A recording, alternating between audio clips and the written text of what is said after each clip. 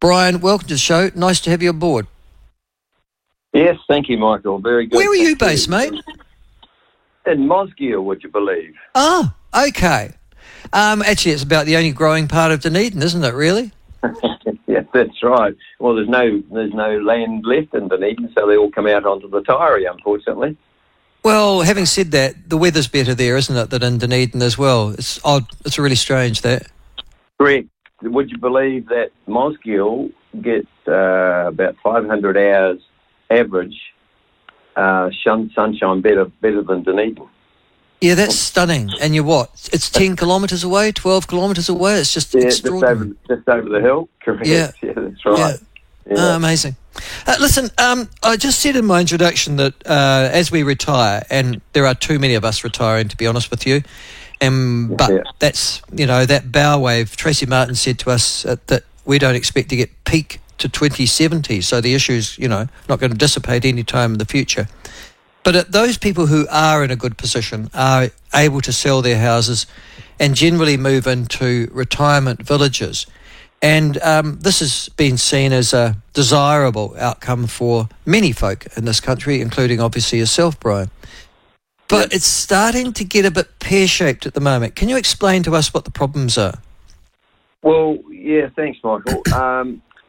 You'll never ever hear us talking about village life, whether it's good, bad or otherwise, because we all know why we've moved into a village for security, companionship. So that's never, ever in dispute. But the Act, as it was written 20 years ago, and in my view, even 20 years ago, it wasn't fit for purpose then, and it's certainly not fit for purpose now. So we've put submissions through the government for the last 5 years, asking for the Act to be reviewed. And that's where it's currently at.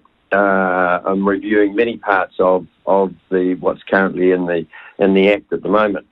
And the biggest areas of concern are the lack of fairness, justice and consumer protection, because in the current Act there are many aspects of that are not actually in the current Act.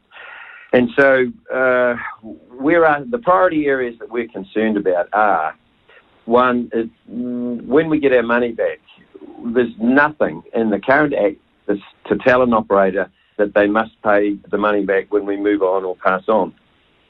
And so we're asking for, in the review of the Act, that we would like to think that we would get our money back within 28 days. From the day we hand the keys in, or our estate hand the keys in, we should get our money back within a defined period of time. However, the operators we're miles apart from the operators. They're saying maybe 9 months is when they would probably think about paying back the dollars.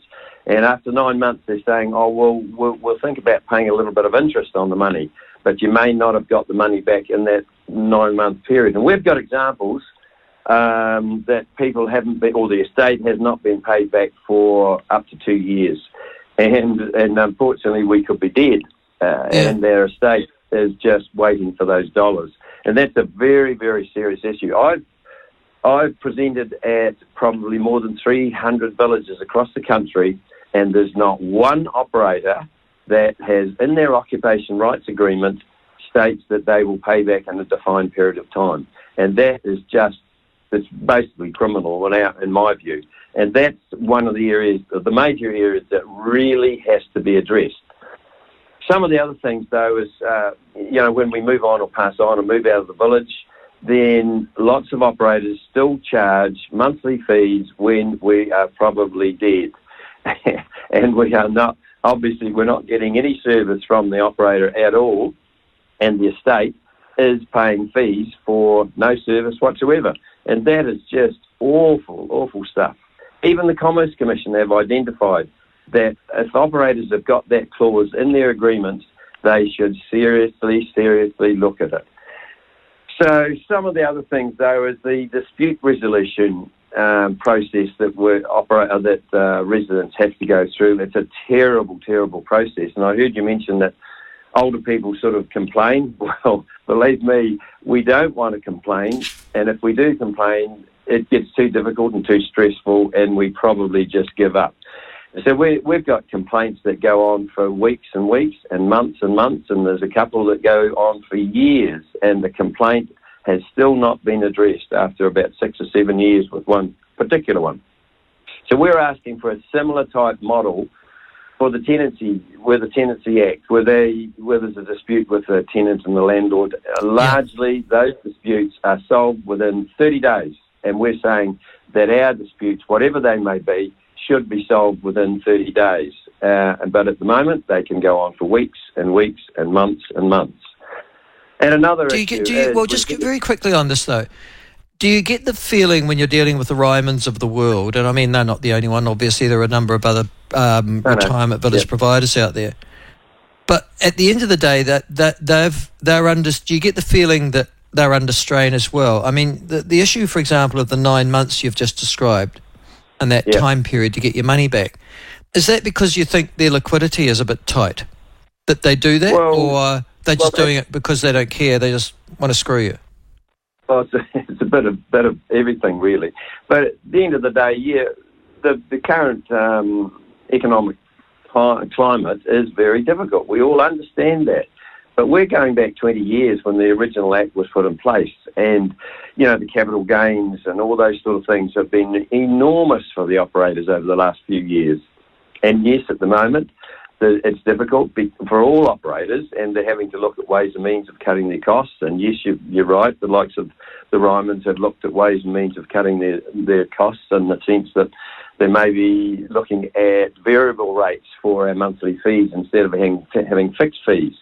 I'm not actually convinced that operators should be mandated that they're on fixed fees, because they've got to budget out years and years in advance, not knowing when we might move on or pass on, and it must be very difficult for them to manage that sort of process. But what we're asking for is the fairness and the justice of many other aspects of the Act that are really not evident in it, and that's what we're asking for, is a complete review, full review, through the legislative process, and you'll know that process anyway, Michael.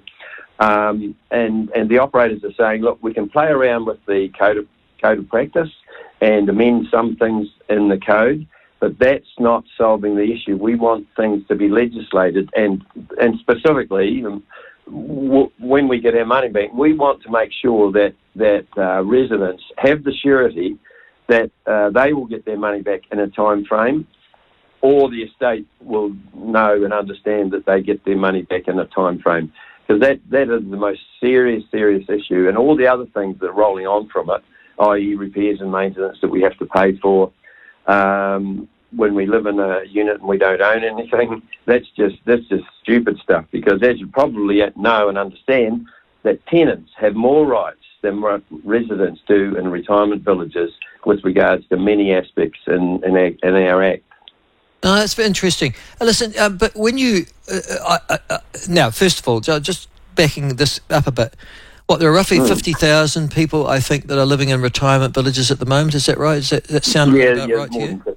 More than 50,000. Okay. And and obviously I see all around me in central Otago, anyhow, retirement villages popping up like Topsy.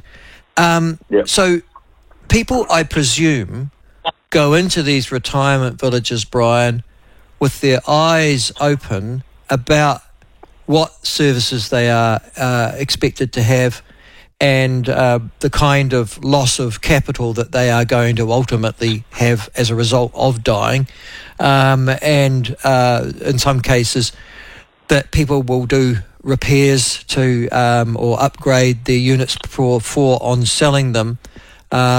So are you suggesting that people want to change the rules after they get in and aren't aware of them prior to establishing themselves in those villages? Yeah, no, you're correct. We sign all the agreements when we move into the villages, but, and in our case, we go into the village, we sign all the agreements, but we don't actually sign it on the basis of what the end result is, i.e. in years and years to come. We had no idea really that we would not get our money back, or our estate would not get the money back in a defined period of time. And you could say, well, that's just stupid. You probably should have realised those sort of things.